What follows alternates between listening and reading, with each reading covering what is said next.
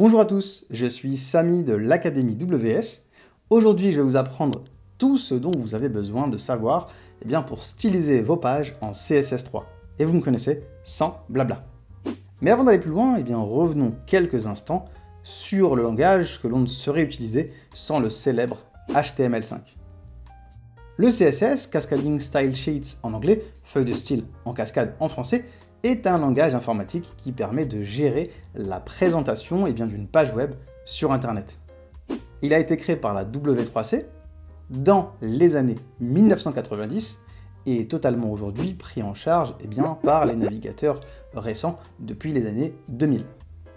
Le CSS permet de mettre en place des styles afin de définir des règles stylistiques à appliquer sur un ou plusieurs documents HTML.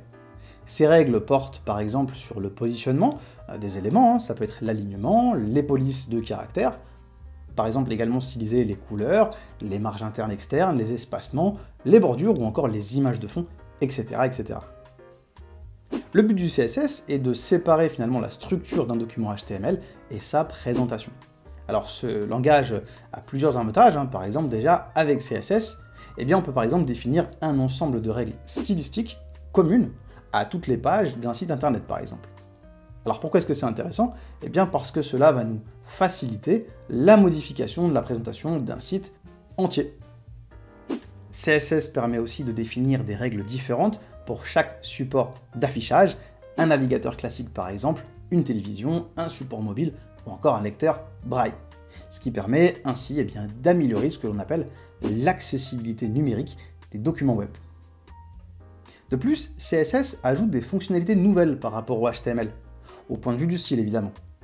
Grâce à ses nombreux sélecteurs, il permet entre autres d'appliquer un style commun à plusieurs éléments HTML d'une même page, comme évoqué précédemment. CSS fait donc partie des 4 langages les plus utilisés dans l'univers du web aujourd'hui. On parle de langage d'intégration ou descriptif pour HTML et CSS, et de langage de programmation pour des langages comme JavaScript ou PHP par exemple. Dans les prochaines vidéos, vous découvrirez les concepts clés du langage CSS, et bientôt, styliser les balises de votre site n'aura plus de secret pour vous.